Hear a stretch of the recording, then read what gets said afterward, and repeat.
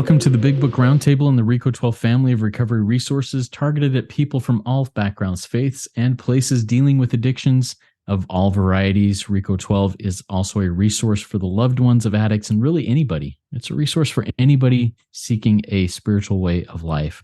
My name is Justin B.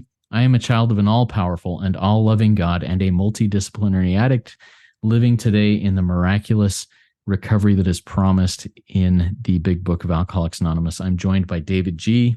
and Nikki M., and we're excited to be here gathered around this virtual roundtable from three corners of North America, and we're excited to be here with you. David, why don't you jump in and introduce yourself? Yeah, absolutely, Justin. David G. I'm an alcoholic addict of many sorts from Oklahoma. Very grateful to be here today. Been sober all day long and for just about 3 decades now. So very, very grateful to be here. Thank you. Thank you, David. I'm glad you're sober all day long and for 3 decades. That's awesome. Nikki, tell us a little bit about yourself. Hi, I'm Nikki M., and I'm a grateful member of this beautiful fellowship. And that's what this book asks me to identify. It says when introducing ourselves, you can introduce yourself as a member of whatever anonymous you're in. So that's how I'm introducing myself today, as a grateful member of this beautiful, any anonymous, all the anonymouses that I can get under my belt. Love it. Thank you. Thank you, Nikki. Thank you, David. Today, we're going to continue our reading from the Big Book of Alcoholics Anonymous. We're in the 4th edition, starting on page 11 of that. In Bill's story, the last couple of readings, we've been talking about Bill's interaction with Ebby Thatcher at his kitchen table. And we're going to continue on that here. And we'll jump right in and start reading here. Once again, page 11. But my friend sat before me, and he made the point-blank declaration that God had done for him what he could not do for himself. His human will had failed. Doctors had pronounced him incurable. Society was about to lock him up. Like myself, he had admitted complete defeat. Then he had, in effect, been raised from the dead, suddenly taken from the scrap heap to a level of life better than the best he had ever known. Had this power originated in him? Obviously, it had not. There had been no more power in him than there was in me at that minute, and this was none at all. That floored me. It began to look as though religious people were right after all. Here was something at work in a human heart which had done the impossible. My ideas about miracles were drastically revised right then. Never mind the musty past. Here sat a miracle directly across the kitchen table. He shouted great tidings. I saw that my friend was much more than inwardly reorganized. He was on a different footing. His roots grasped a new soil. Man, there's so much powerful information in here, and I'm really excited to get into hearing what David and Nikki have to say about this. Let's start off with David. Tell us a little bit of some of the things that jumped out at you in this reading, please. Yeah, absolutely. We still see a lot of prejudice in Bill, a lot of fighting within him on his own self about religion, about this, about that. But the great news, as we've talked before, is Bill is coming into an awakening here. And I just love that. He said, my friend sat before me and made the point blank declaration that God had done for him what he could not do for himself. That's a very hard thing for alcoholics to do. We have to remember, Ebby had only been sober for a couple of months at this time. It isn't like he had lots of years. He hadn't been in here 3 decades or any of that stuff. But he did admit complete defeat. And look at what he says, then, not before, but then he had, in fact, been raised from the dead suddenly. And anytime I see that word, that's a spiritual experience. It's almost like immediately, suddenly taken from the scrap heap to a level of life better than the best he had ever known. And that's what happens to us. We come in here beat down. We come in here begging for mercy. And the miracle happens for us once that we're able to surrender. Bill asked this question, had this power originated in him? Obviously, it had not. There'd been no more power in him than there was in me at that minute, and that was none at all. The power it's amazing how it begins to flow. We're going to see this as we move through this book and into our third step. It says, as we felt new power flow in. I think we feel it a long time before we get to the third step. But when we get there and we make that covenant with a power greater than self, that power is there, and that launches us into action, and we're able to look at the things that had defeated us all along, which had been self, and we begin to recover. It's beautiful. Bill said it floored me. It began to look as though religious people were right after. I see he's still hung up on this deal. Religious people were right. Religious this, religious that. It doesn't matter. Why? Because here is something at work in the human heart. And he ain't talking about religion here, which had done the impossible. My ideas, keyword right there, ideas. See, when I recover from my ideas about what is and what isn't, then I begin to have an experience like Bill's having here. So he says, my ideas about miracles were drastically revised right then. We begin to recover from our ideas, from our outlook. Here's setting miracle directly across the kitchen table. He shouted great tidings. How could he not? He's sober. He's recovered from a hopeless state of mind. Now, we do know that Ebby drinks again, and he drinks many times through the years. And he was a couple of weeks sober in a hospital in Dallas, Texas, when he finally died. But he drank a lot. And so the story, or the message behind this message for me, is no matter how wonderful my sponsor is, and no matter how much good recovery and this, he is still a man. And I'm still a man to the people I sponsor. I'm very much capable of falling back into temptation and addiction all over again, the same way that Bill did here, or Ebby did here. So he shouted great tidings. He said, I saw. See, he didn't feel this. He didn't think this. He's seen it. And I think for us to see that one-on-one is that someone who is much more inwardly reorganized, he's on a different footing. His roots grasp new soil.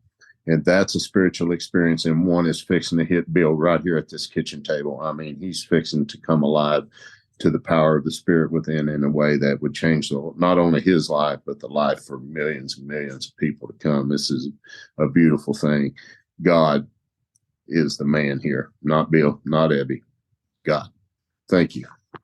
Thank you, David. And thanks for relating that. I love that. So much good stuff in there. Nikki, what are some of the things that jump out at you as we read those paragraphs? Well, I mean, so much. And thank you, David. I love all the history on this. It's just amazing. And it is true, a daily reprieve. So thank you for that reminder. It says, here, he made the point blank declaration that God. And when I read that with my sponsees, I will replace the word God for spiritual principles. See, the point blank declaration is that being responsible, getting humble, forgiving has done for me. That's what's done for me, taking action in this program. And my human will has failed me. My line out, I'm beyond human aid. Doctors pronounced him incurable. And that's where I go, because I have a lot of people I sponsor with a lot of big excuses. See, everybody, if you're listening, we are in the Big Book of Alcoholics Anonymous, 4th edition. But there's also a book out there. It's called the Big Book of Excuses. And I know it. I mean, I wrote part of the chapters, but it's like, no, have you really tried a spiritual mode of living is what our book on page 133 says, a spiritual mode. And, here where it says, like myself, he had admitted complete defeat to my innermost self. I have to admit, if you're all wondering, where did he didn't admit it to his friend. You have to admit it to your innermost self that you're defeated. And that's what happened to me. And I love this line where it says, taken from a scrap heap to a level of life better than the best known life I've ever had. Page 42 talks about it, and 43, where it says, spiritual principles will solve all my problems. But it says this when it says, and I love it because it's true for me. I had a good life. I'm a retired burlesque entertainer. Okay, it was a dark time, but a really good time. And I'll tell you, it says, I would not exchange its best moments. See, I won't exchange my best moments in the life for the worst ones I have now. And I would not go back even if I could. That's what he's saying right here. And this whole thing about miracles, I thought a miracle was literally people rising from the dead, of the Red Sea parting, these miracles you hear about. Lately, I've had little miracles like getting free paper plates and forks for a party that I was just overwhelmed with all these duties I had to pay for and have. It was the little things. I'm unblocked so I can see it. My ideas about miracles have drastically been revised. I mean, miracles are everywhere, but here it was. I was too busy blotting out the consciousness of my existence to even see them. They're everywhere. Miracles are everywhere. And I recently sat across, and this is why I'm an all addictions and all afflictions girl. I sat across from a guy my age, crackhead, lots of kids, beautiful man, you name it. He's burnt his life into the ground. I am not a hardcore drug addict. I'm process addictions. I watched a miracle. I watched him be reborn. He came from the rooms of NA, Justin and David. If you've ever sponsored someone from the rooms of NA, you've got to really, they got to sweep away their prejudice, everything they've ever known or learned for years in NA, because they have a different book. And I watched a miracle. And I know Cameron across the street, who was my original sponsor. And I mention his name a lot because we do have a big, movement that we do with this big book and our workbook. He has saw me change.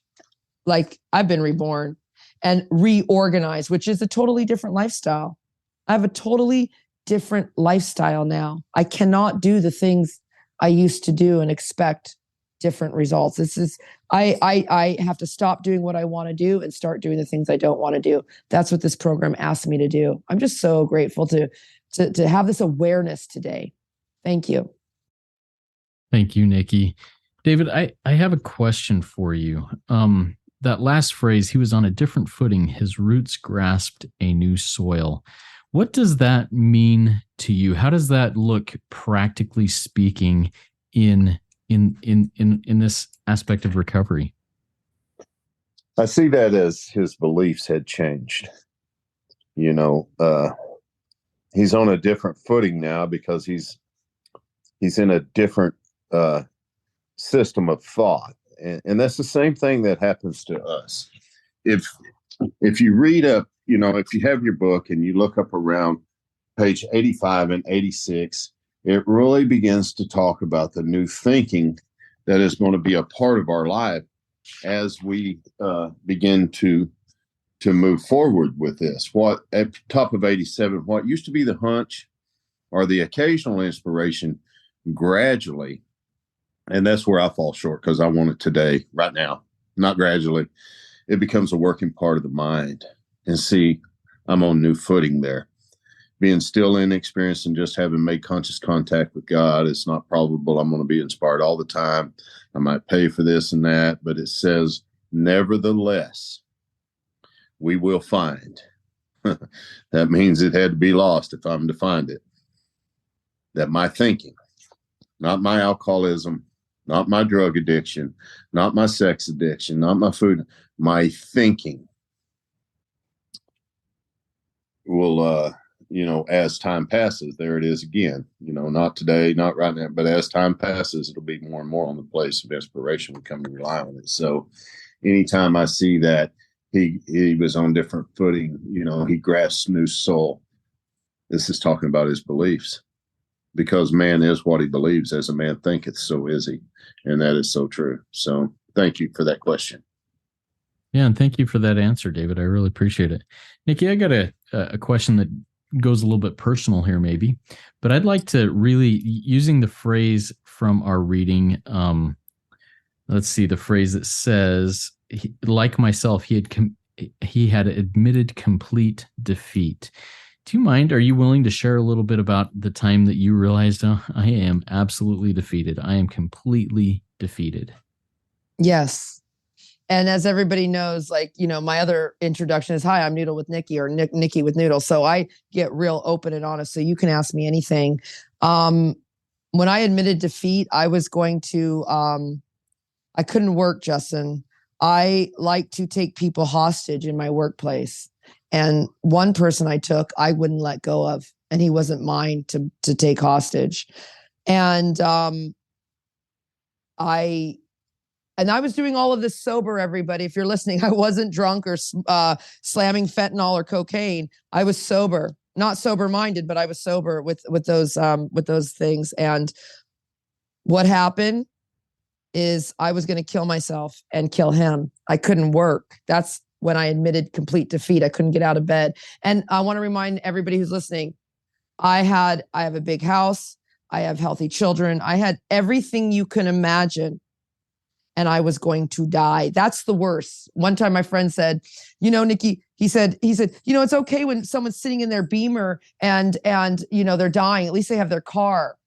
And he said, I'm on my bike and I'm dying. And then my friend who has a Beamer, he said, no, there's no difference. I'm staying dry. There's just no difference. I'm just dry. And so that's what happened. I completely admitted defeat because I was going to kill myself and kill another person. I had it all planned out. And long story short, I don't know where, because when you're in the blackout, yeah, I mean, you guys, how do we get in the rooms? I don't remember. There was a moment of clarity. And a friend of mine said, you need help. He said, you need help. And I went home, and I don't know how it happened. I found an Al-Anon meeting. And that's how I found my way to God. There was nothing else, because before that, I had tried everything, all the human aids. We've talked about it, the location, the addiction centers, the mental health.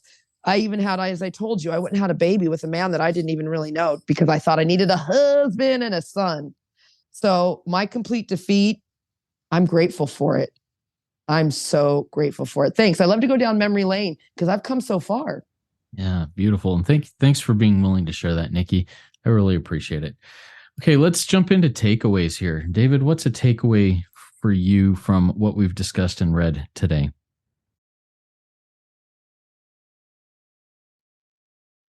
Complete defeat. If I ever get to the place to where I think that I've arrived, then I'm going to be in trouble. And I know that from experience.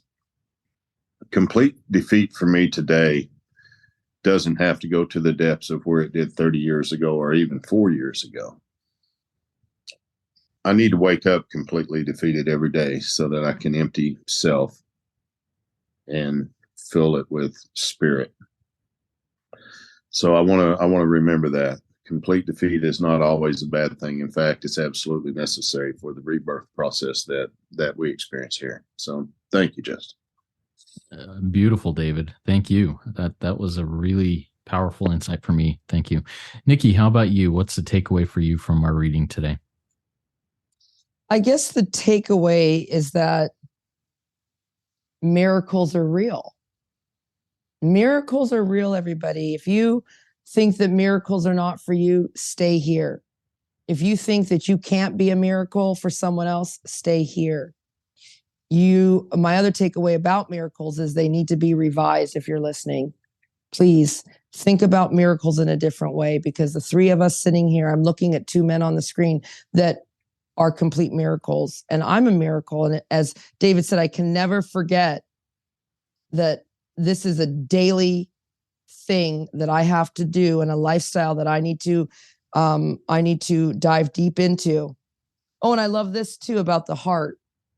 The miracles sometimes, it's all about the heart here. It's about my heart and soul. So I can't believe, my other line, my takeaway is, miracles aren't just for radical Jews named Jesus. They're for girls named Nikki M too. Oh, I love it. And my takeaway is along that same line, Nikki. I've got a lot of things underlined and highlighted and lines out and everything on this page, but I didn't have anything on this phrase. I'm going to read the first phrase, and then I'm going to read the phrase that I didn't have anything on. My ideas about miracles were drastically revised right then. And here's the phrase I had nothing on. Never mind the musty past. And as we read this today, I thought, well, one of the things that I despise most about myself and about others, not despise, that I am bothered by myself or by other people, is when I talk about a spiritual experience or a miracle that happened in my life years ago. Well, that's not going to save me today. It's not going to help me today. Yesterday's miracle isn't going to help me. Never mind the musty past. Never mind the miracles of the Bible. Never mind the miracles of whatever else from the past. Those are all well and good in those days, but that's not going to help me today. I have to seek and recognize these little miracles. Nikki, you mentioned a couple of small ones today, and just in our story here. I need to recognize those things. They are what helped me today. Never mind the musty past. I need to stay fresh today in those miracles. All right. Thank you all for being here. Thank you all for listening in. If you'd like to learn more about the recovery resources that both David and Nikki are working on in their own individual lives, you can learn more about that in the show notes. I've got links in there. If you'd like to support Rico 12 and what we're doing, please consider doing that.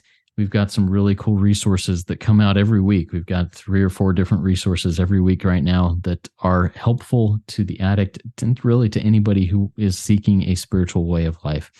Keep coming back around here, guys. What we're doing here is good for us, and I hope it's good for you. Keep trudging this road of happy destiny with us. Work it. You are worth it.